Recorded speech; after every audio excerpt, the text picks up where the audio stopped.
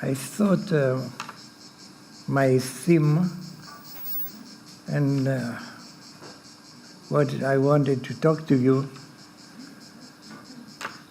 to say that we gather here in order to learn how to help others in times of distress and times of suffering, and to cure, as it is termed. And I felt maybe when we try to cure somebody,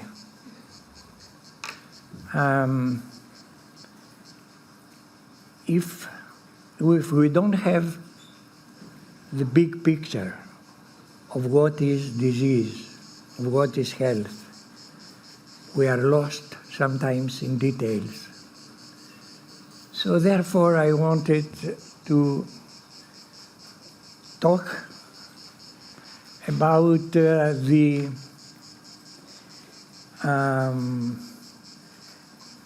idea which I once had about a healthy human being. You see, I perceived when I was writing back in how many, 40 years, 50 years ago, when I was writing the science of homeopathy, I had an idealistic idea of what could be the ideal health of a human being. And though I knew it was not possible to attain such a state of health, I thought it would be good to put it down as a definition of health. So what was that definition? I felt that when somebody, I remember myself thinking, when somebody is not having suffering, is not having pains, is that good enough? Then I said no, because I have seen patients with no pains, but they are depressed, they are without energy, etc. So I thought, okay, to have no pain, but to have good energy, positive energy, joy. And then I saw other cases, and they had this feeling of having energy and having no pain, but at the same time were the slaves of different kinds of passions. And I thought, what is an ideal person who has an ideal state on emotional level? And I felt that this was a state in which one feels really love, but not love for a specific person, not love which is attached and depending on a particular person. It's love which can flow and can leave the person in a state of serenity, of calmness, of joy, but an inner joy which is not dependent on another person, another human being, or whatever. Because I have seen how disease was produced. Disease was produced when, on this level, on the emotional level, somebody is attached to somebody else. to that extent that they feel that they cannot live without this person. My mother, you see, my father, my girlfriend, my wife, my son, my daughter. And I felt that pain was produced by this attachment. Once something happens to the other person, gives so much grief. My brother, whom I loved so much, has died, and I cannot tolerate it because I was depending on him. I was attaching myself, I was a slave of my passion. Never mind what kind of passion. Once you are attached, then pain is necessary. One time or another, something will happen and you will be disappointed and you will have pain. And once you have pain, something happens in the organism. Within seconds, I felt, that changes the structure of the whole body. And in a spare of a moment, when you hear the bad news, the whole world is destroyed for you. That means disease is produced exactly on this way. That means the physical body is following the impact that comes to the soul, to the emotions. Follows immediately. In which way? In a way which is almost purely energetic. And then, you see, we know that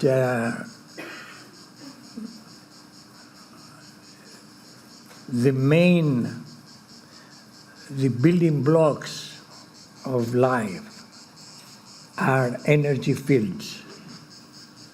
We know now for sure because physics, and especially quantum physics, as you heard, they have come to the conclusion and to the proof that the building blocks of everything that exists behind this in a subatomic level, there are fields of energy.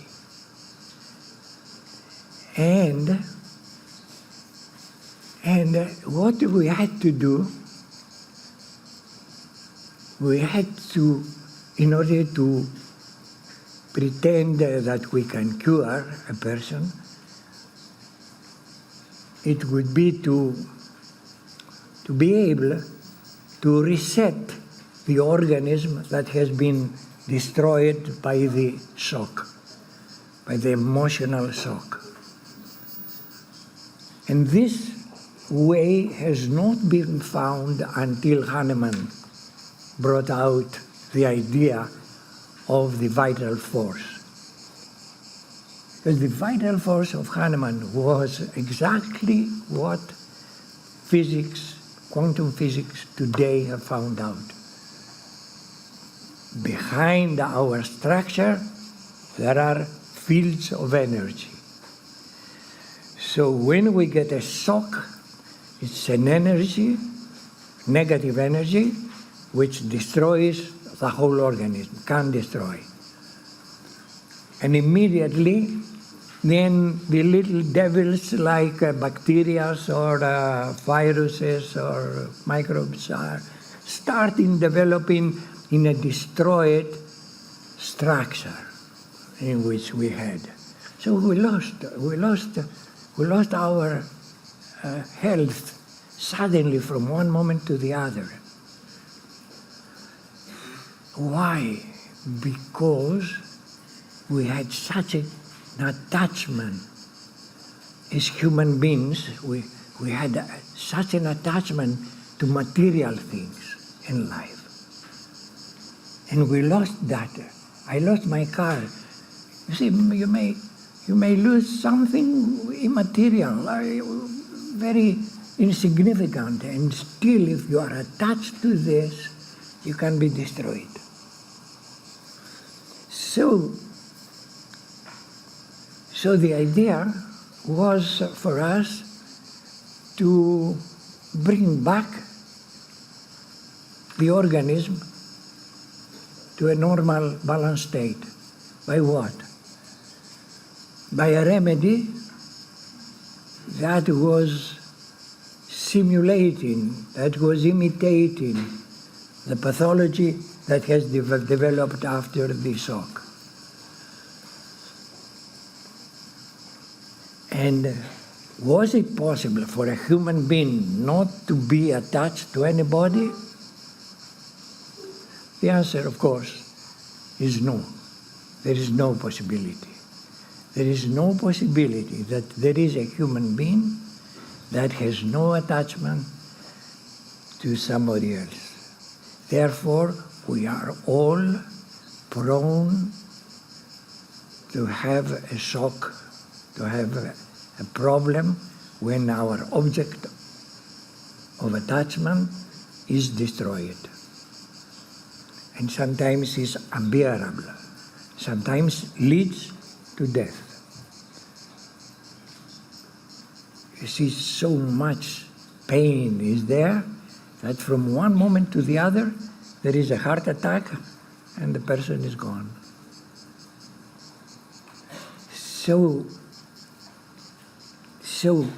Hahnemann has given us the possibility to intervene in such a state and just to give one drop, one remedy, one little pill, and reset the organism.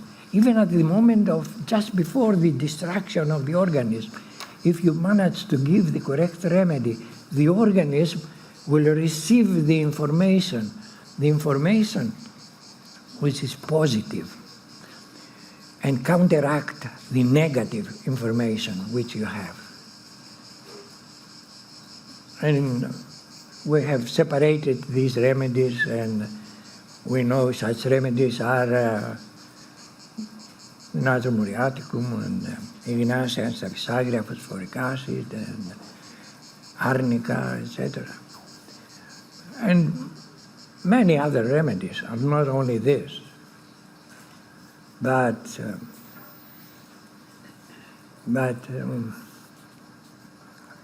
you see, the problem does not end there with the human beings, because we have a part in us which is the intellect and which is our spiritual part.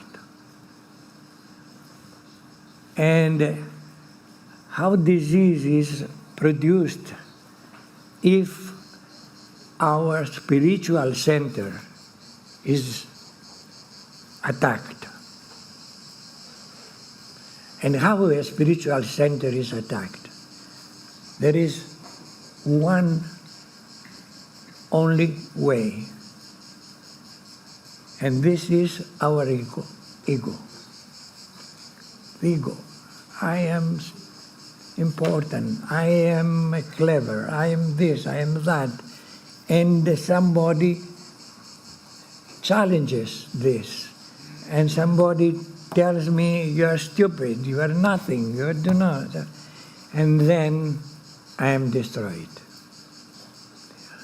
So ego, the more the ego develops, the more we feel we are important and in the world, and I can cure. You see, I can cure. People are coming and kiss my hands and feel you are such a great person, and then I believe it. But I forget that I got an information from somebody who gave me the possibility to do that. I did not discover it. I did not do anything specific for the world. I just followed the information that I took from somebody else. And I applied correctly. And that's why I was able to cure certain cases. And then the distraction can be such that you know very well that such people are led very easily to self-destruction, suicide. And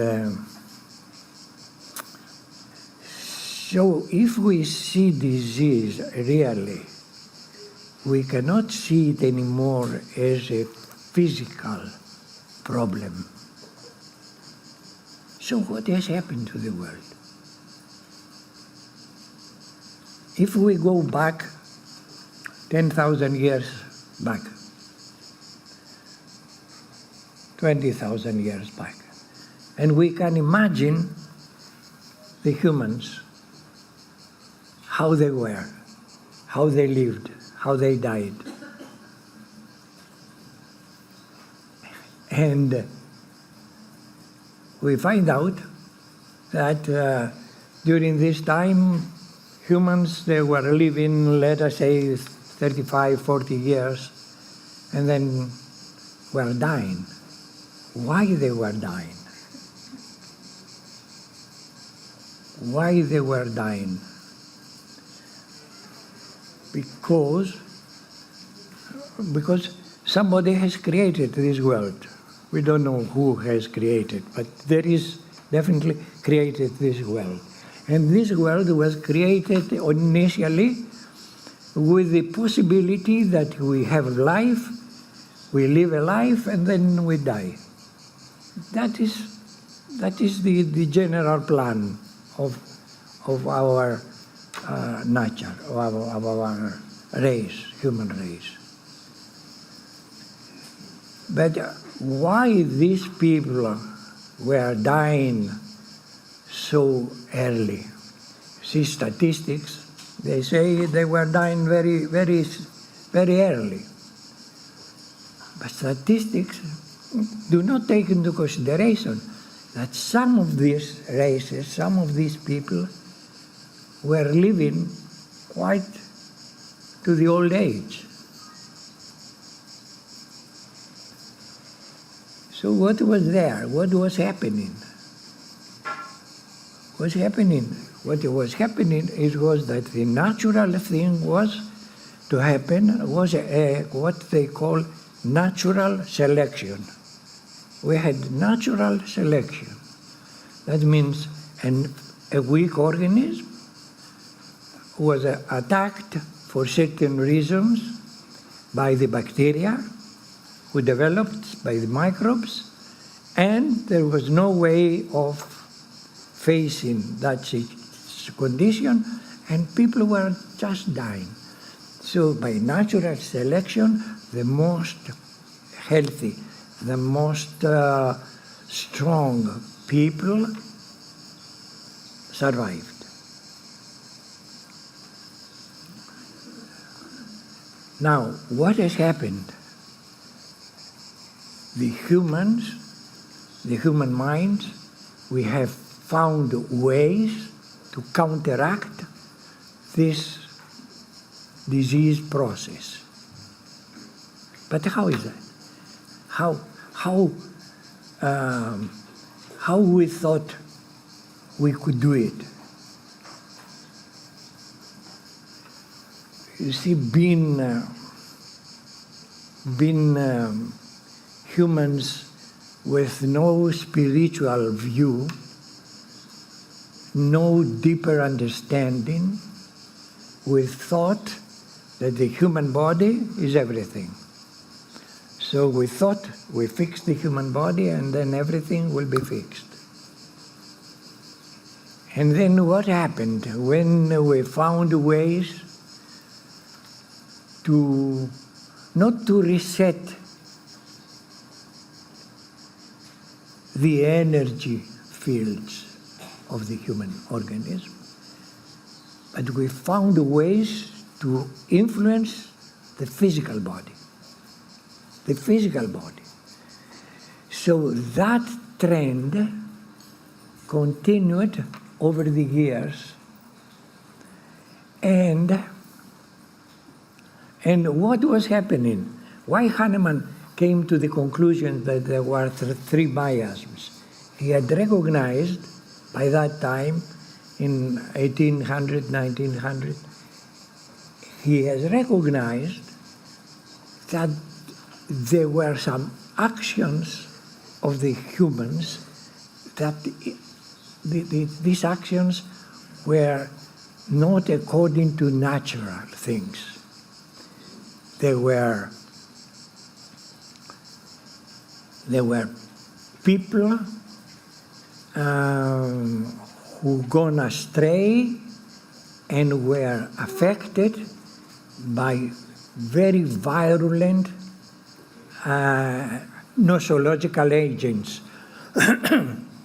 like gonorrhea, syphilis, etc.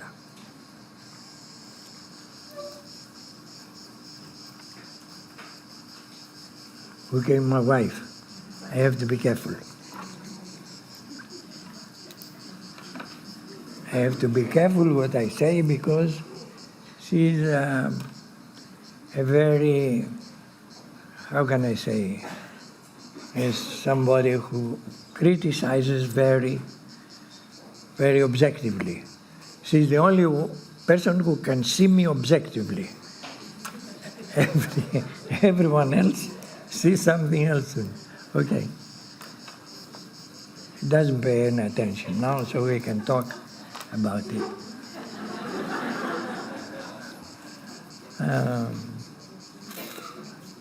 So what I want to say is that see the importance.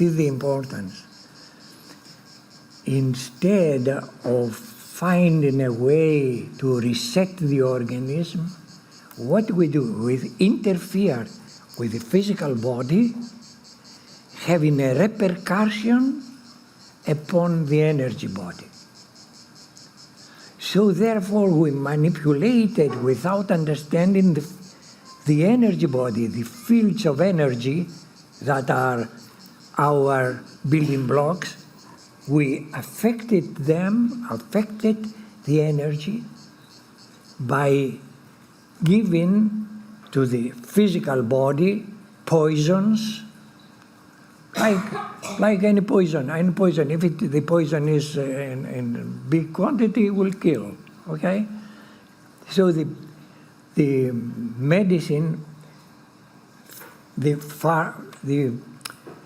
medicine in Greek is called pharmako. Pharmako is the poison. Is the word for poison. Pharmaki. Pharmaki is the poison. So we gave the poison, but not enough to kill, but just to see what the organism is going to do. So we follow this structure, this idea that we can deal with the body problems by using poisons. But anyhow, I want to give you the overall idea of what we are doing, why you came here to learn. You have come here to learn how to reset the energy field of the body. The energy field of the body, that's for sure. Now we have also the seal from physics. It says energy fields of energy are the building blocks. The building blocks, and you heard my previous discussion that I had, okay? So therefore, the whole human race has taken the wrong path by doing what? By patching up the physical body in its suffering and in his wounds, patching. But letting the soul and the intellect and the spirit to be untouched by such medication. So therefore, no, it's the wrong expression. By pushing some of the problems of the physical body to the soul and to the spiritual part. That means destroying on a deeper level what consists a real human being. So therefore our feeling when we treat a case should be understood as an answer for a distraction, for a distortion of an energy field.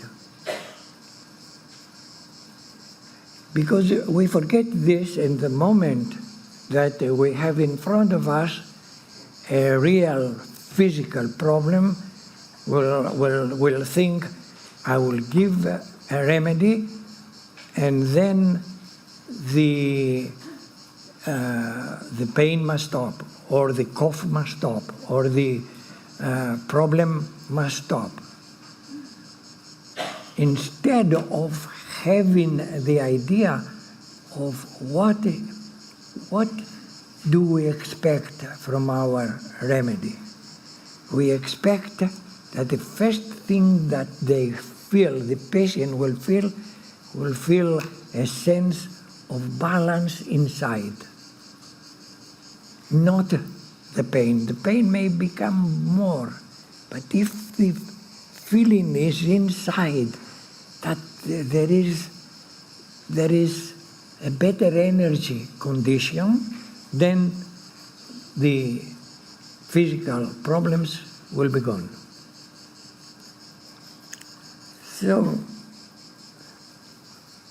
So from natural selection, we came today to the condition where the human beings do not die physically, but they die emotionally and spiritually.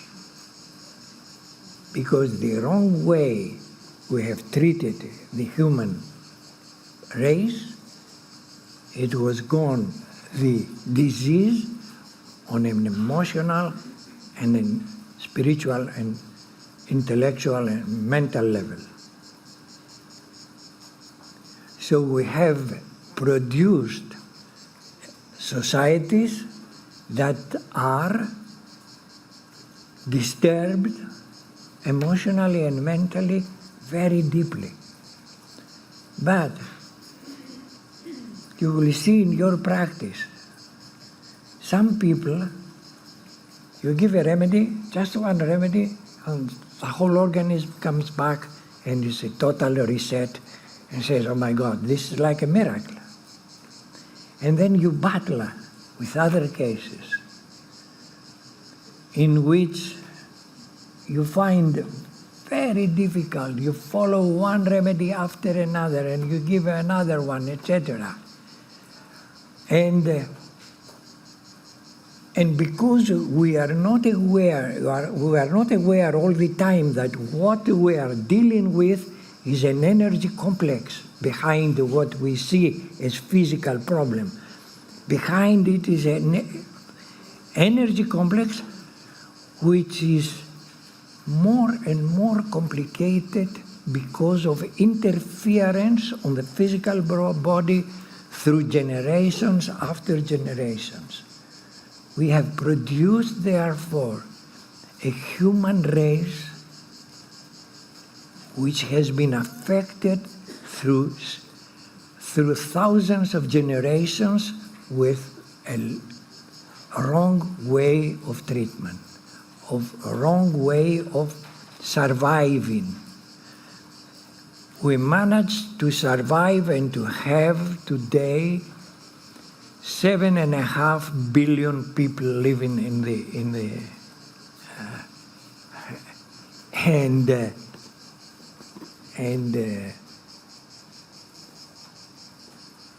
who is really healthy out of 7.5 billion? No one. Others are very, very ill. Others are less. But almost no one has a real ideal health.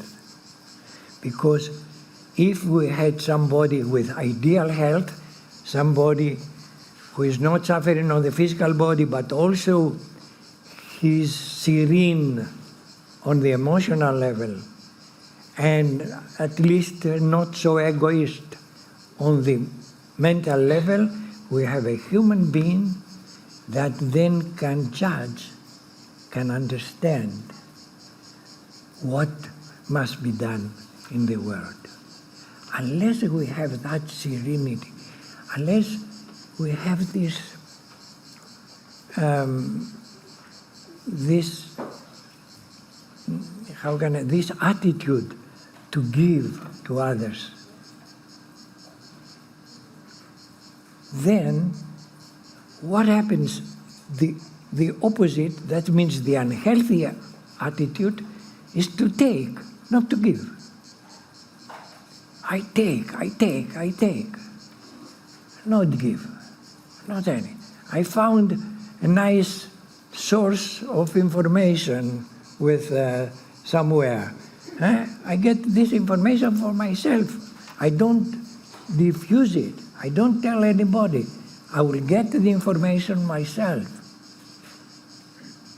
Because if I tell to somebody else, also somebody else will have the knowledge and will become a competitor. See the attitude. I mean, if we check out ourselves and check out our patients, we will see how much of their suffering deals with these issues. A lot of what is happening today in the world, all the wars, all the atrocities, all the destruction, all the suffering, all the grief, is a matter of health which has gone the wrong way. Unhealthy individuals who are dealing with our lives as governors, as prime ministers, as dictators, as whatever. But if there was a dictator, you can imagine a dictator with such qualities as I mentioned, who will not follow him? Because he will always care about others. He will always care for giving, for supporting, for...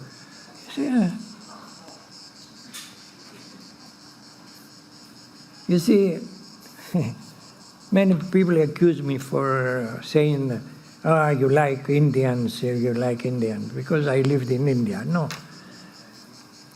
I like Indians. Why? You see Modi, the Prime Minister of India? Who knows Modi? Oh, so few. Modi, the Prime Minister of India, is such a person, approaching the person with total health, caring about India, has transformed India, tries to transform. It's not possible to transform India. India is 1.5 billion people, you know. But he tries. But whoever, if there is a governor, if there is a person who really has these ideas, the society will kill him. Our society is so structured that such a leader will be killed, will not survive politically. You see, so I feel that my wife is gone. Yes, okay. You see, I feel if they have not killed me so far with all these things I'm talking, that means I'm on the wrong path also. You see, because if I was on the right path, I would have been killed. So how can I survive still? You know, in spite of the fact that different astrologers in India, when I was young, they were predicting my death, it will be 67, one, and it says 71, the other 80, the other 84. It was the maximum they said I will survive, etc. And then I said, oh my God, you say, most probably I'm wrong. Something I'm doing wrong, so the society has not killed me. Because I think I'm talking correctly. I think I talk about the right way of treating people, you see, etc. Okay, but the idea is that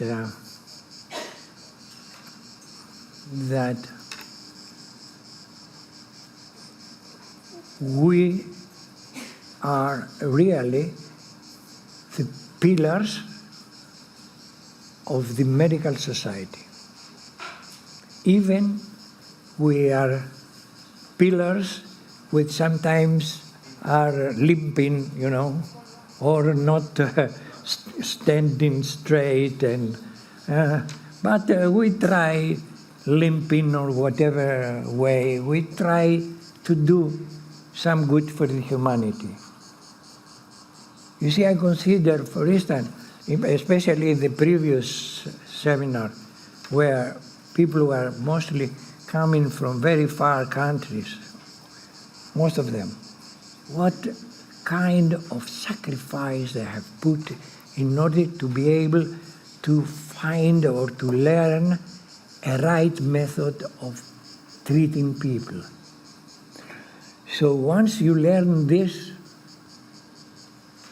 then the next thing that you have to do is to give the knowledge to others.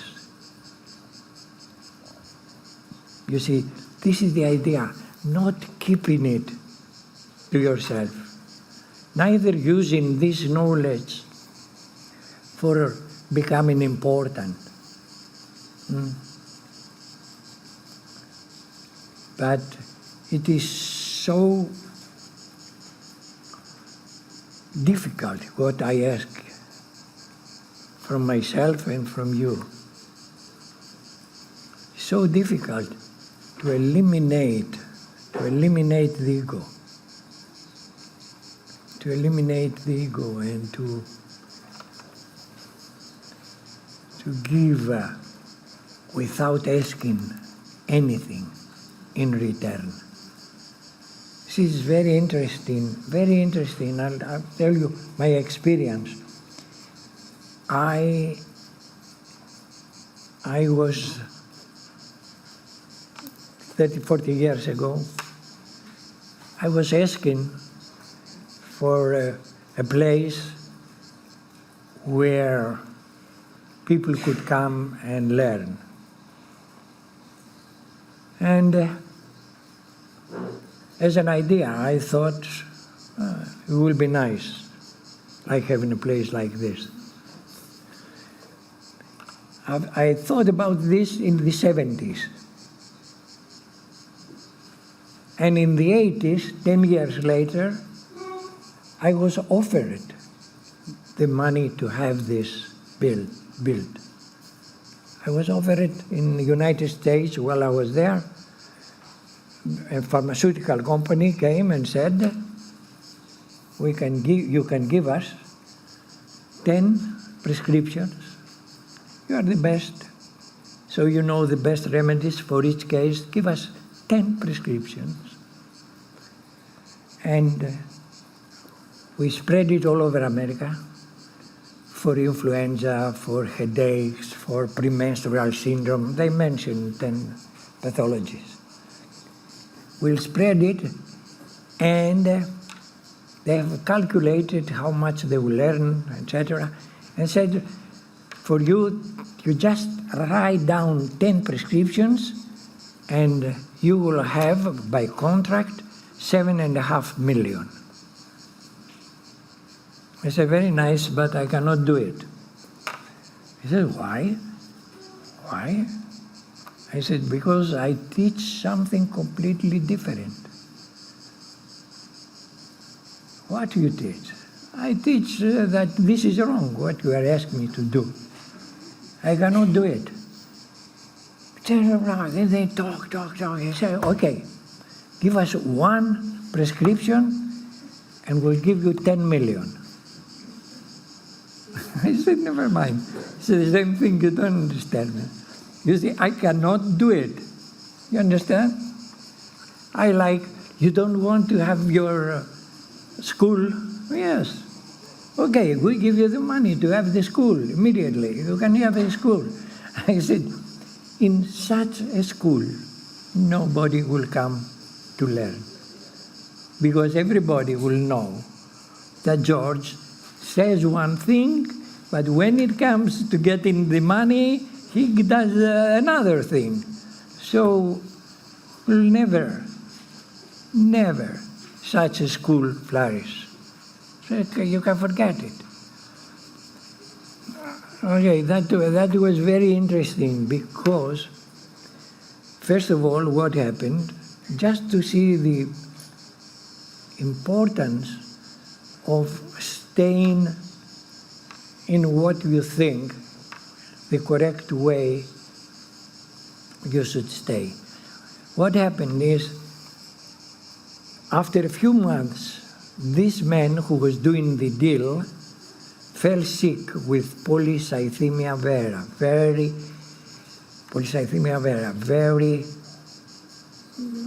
very aggressive type. So he fell into a comatose, semi-comatose state in the hospital. I was back in Greece, and they called me, one of my students who was attending his case, and he said, such a man is in the hospital, is dying. Could you prescribe? What are the remedies? What are the symptoms? Yes, give him one dose of Lycosis 1M, 10M, I can't remember. The man, in 1 week, if I remember well, he went out of the hospital and recovered fully.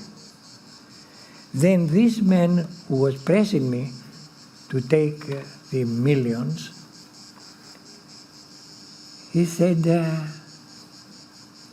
he asked the doctor, he said, what did you give me? I gave you one remedy, one time, etc. This is the result. Is this what George was talking about? Yes, this is what he was talking. You cannot give a prescription with 20 remedies and take it for polycythemia vera. He says we must bring him to America permanently, to stay here, so you can learn. You Americans can learn. He said, okay. They tried to raise money for me to go and stay in America for years. He could not raise the money because he knew me. So he had to give the money himself for me to go to America for 3 years on a contract to teach American doctors. You see, once you stay in the right path, then everything will happen. So the school happened 20 years later or 30 years later, but it does not matter. It happened in the right way. You see, So this is something which I want you to understand, that how important it is for a homeopath not to ignore his conscience. Not to ignore his conscience. I feel this is right. You see, I have students who were very enthusiastic, they were learning, etc. They went back, they became successful, and then the ego was so great that they wanted to do something of their own. So they gave up this difficult path which I teach, and they find easy paths, and they started teaching others the easy way. My students, what happens? Disaster. Disaster. I don't want to tell you more details now, but about cases. You see, so it's very important that when you have learned a system which you go and apply it and gives you results, that you don't go away from this. You don't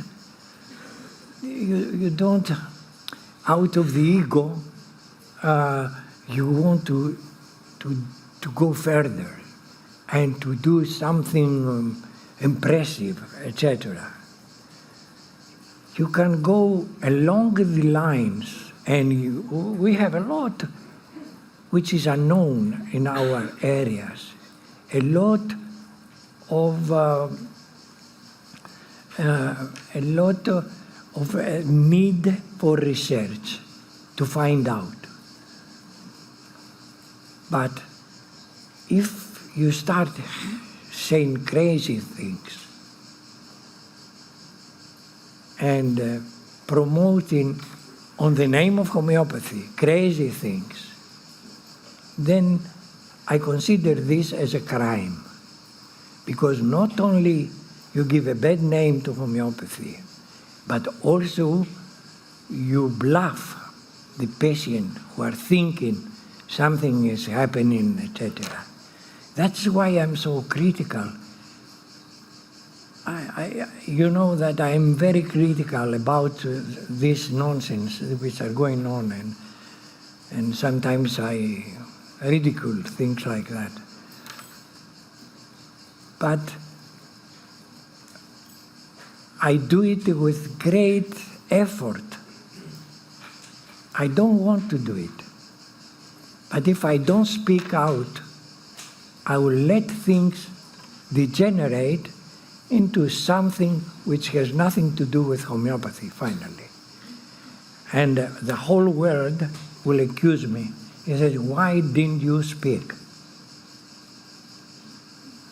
So Hahnemann has given all the information. I got all the information from Hahnemann, Kent, and some of the old masters. This is from where I got the information. And because now I'm living on this world, and I feel that I have understood what these people were teaching, I transfer this to you as an information. But your obligation is to do the same.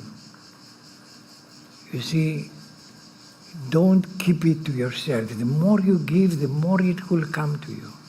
You cannot imagine. I have seen people trying to diffuse the teaching, and they become so happy and so fulfilled, and also affluent in money and understanding, and the more you do it with a pure heart, the more things will come upon you as a blessing.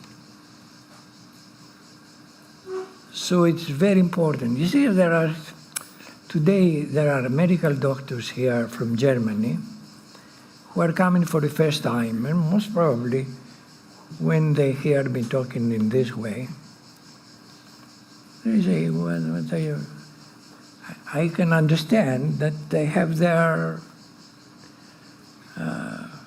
objections. But the fact remains that homeopathy can treat diseases that conventional medicine cannot touch.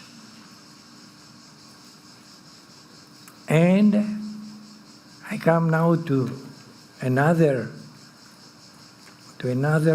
area for homeopathy, which is the research for homeopathy. You see, as you know, we cannot do research with a double-blind study in homeopathy. We cannot give a remedy to 100 people and then this will cure 100 people. Forget it. This doesn't exist. We have to give a remedy individually for each individual case, okay? So what we can do is to present to the conventional medicine journal, medical journal, to present our best cases, cure cases that were given up by allopathic medicine. You see, this is very important. This is very important at this stage, that when you have good cases which are confirmed by laboratory examinations and all the contemporary possibilities that we have for confirming a diagnosis. When you have such cases, you can write them and we can help, the academy can help in writing such cases in order to go to medical journals, not to homeopathic journals, but to medical journals.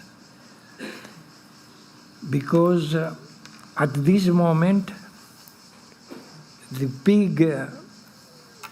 big resistance of what we're doing comes from the medical profession. The medical profession are threatened, and therefore they are not doing it with bad intention. He says, what nonsense. They are giving remedies diluted to such an extent that there is not one molecule in the thing they give. And they pretend and they tell us that this will cure the case. It's natural to think in this way because they have been trained in a different way. They don't realize that these building blocks of life, which are fields of force, are affected by this process of potentization of remedies, which is a kind of a miracle which happens. But what they come and they will say, okay, we'll bring you 100 cases of cancer, cure them. He says, we cannot. We don't cure cancer. We cannot say we cure any disease.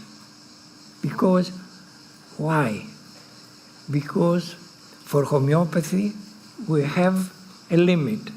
We'll say, if the disease has progressed beyond that limit, then it's incurable for homeopathy. So if they bring us all the cases beyond the limit, of course the effect will be nothing. But before an organism reaches the limits and become incurable, much before, there is a possibility. And this is where our most of our abilities to cure are lying. In the beginning stages of chronic conditions and in the acute conditions. In the beginning stages, if we can prevent, if we can give it in time before the organism has been totally destroyed, what happens? What happens now? I will give you another understanding of mine of the energy fields. These energy fields that we are living on, in certain cases, they become so confused, so mingled, that the balance of the organism is totally lost. You see, as long as there is a balance within disease, then we can cure. Once this is lost by interference, and what are the interference? The interference are mostly in our societies, mostly start with the babyhood, when they give 10, 20, 30 vaccinations. You see, they attack the immune system. We call it immune system. It's stupid, but anyhow, we have some idea what's the immune system, okay? We have some physical idea what is. But we attack that system with 30, 40 vaccinations. This is crazy. In order that the system will react to this and will produce antibodies.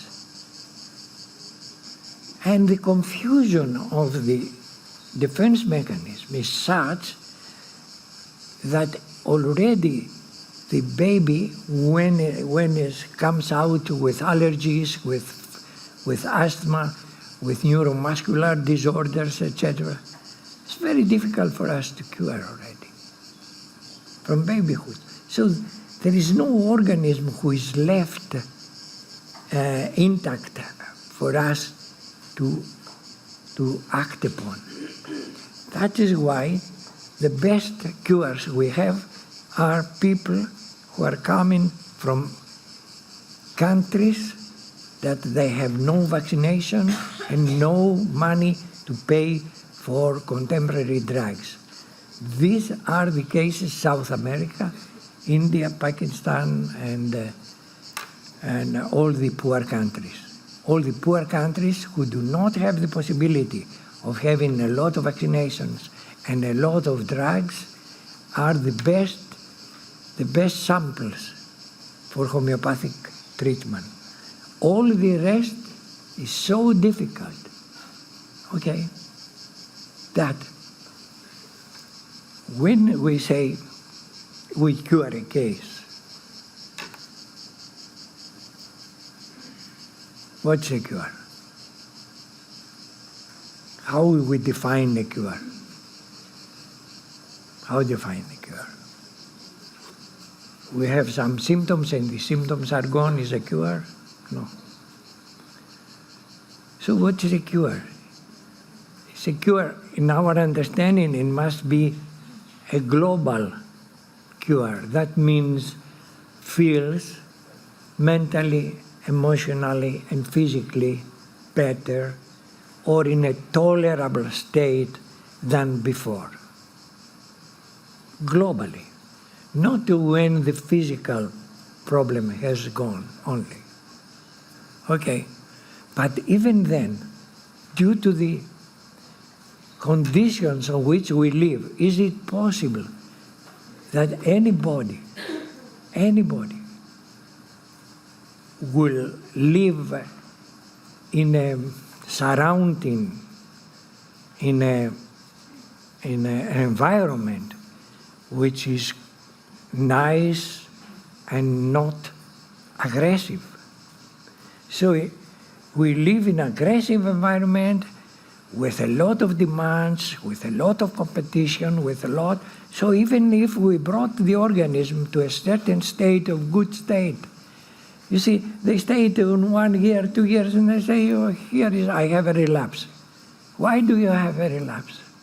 Oh, because of my boss has discharged me, because I lost my mother, or because I lost my father, my brother.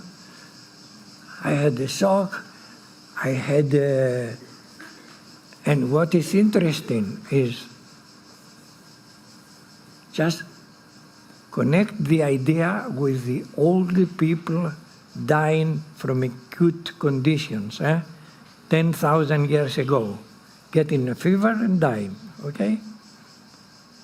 This was the idea. That's how they died, except of the accidents. The idea was that they were dying from a kind of an infection. That's why the people died. So what happens with the homeopathic treatment, if we are successful, we bring the organism to a state of an old condition, of a centuries back in condition, where the organism reacts now again to the bacteria, reacts to the viruses, reacts to the microbes that they were killing the old people, the ancients. And what happens when you treat a case that was not able to raise a fever for many years because of vaccinations? Now, after treatment, there is fever. The organism starts responding to bacteria. And then you have to treat this case again with homeopathy. Otherwise, the person will go back to taking allopathic drugs, will take again cortisone and antibiotics, etc. And the whole confusion of the immune system will come back. And the chronic manifestation will come again.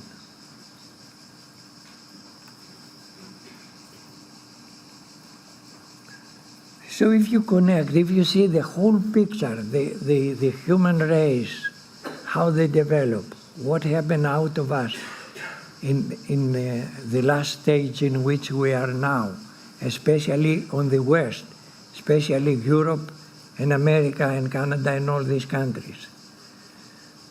What happens is we do not get any more acute diseases. We do not get epidemics, children's epidemics. We don't, they disappeared. They think this is good. But now they will find out that inflammation is a way of strengthening the organism and will leave alive only the strong organisms. Inflammation will come and fever will come, and fever will make people die, yes. An old man with pneumonia, yes, will die, okay? Even with homeopathy, will die. See, this is the way that the organism dies, because it gets weaker and weaker in its structure.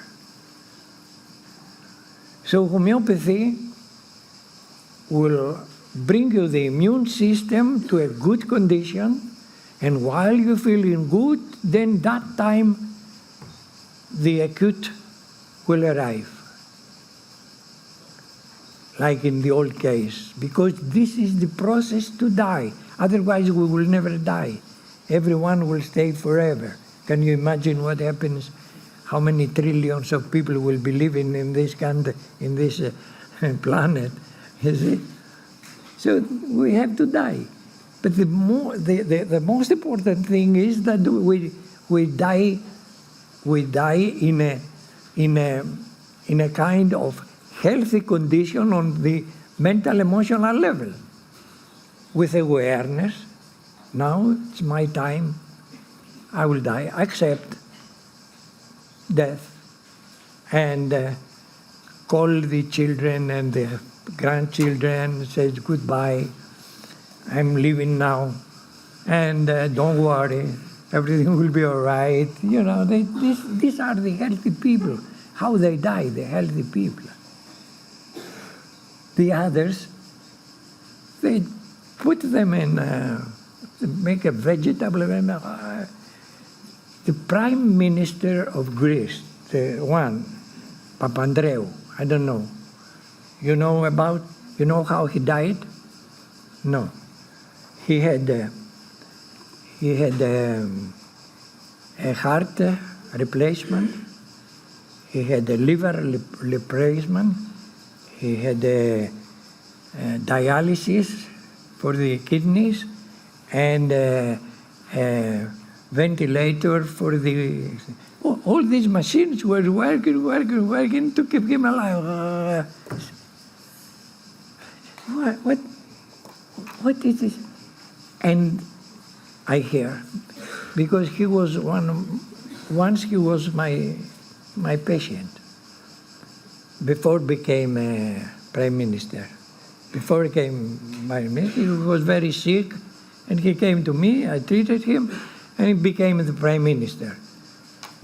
But he was saying to his wife, please take out all this, let me die, let me die. Because he was living hell in this life. He was living hell in hell. It was terrible, the condition in which he died, because he had the topmost medical attendance. What is this? You see, when somebody is his time to die, should come naturally and without fear. Without fear. Now it's my time. It's okay. I have lived. You see, the moment why there is fear to die. Fear to die is because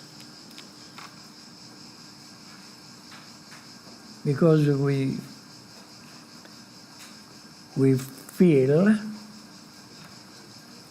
that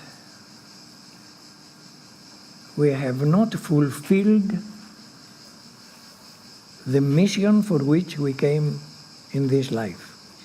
In this life, for each one of us, there is a mission. If we realize the mission, we do it, we'll die happily. If we don't realize, we're in case of a cloud, like a semicifuga. Semicifuga is in a cloud in her mind. We are in a cloud. And then, of course, there is tremendous fear of death. And now I'm dying. You see the aconite state, eh? Panic attack. I'm dying now, I'm dying. Give the aconite, and it laughs after 3 minutes. Who was here in last year? Anybody saw the case? The case, you were in front of the case perhaps. You saw the effect of aconite. And then aconite. And 3 minutes later, she was laughing. She says, "What happened to me?" Yeah, it was nice if the whole class have seen it, but very few people were around her by this time. But if, and this is very important, if everyone has seen what I have seen, I have experienced, homeopathy would be established. So thank you for listening. Bye-bye. Thank you. Thank you.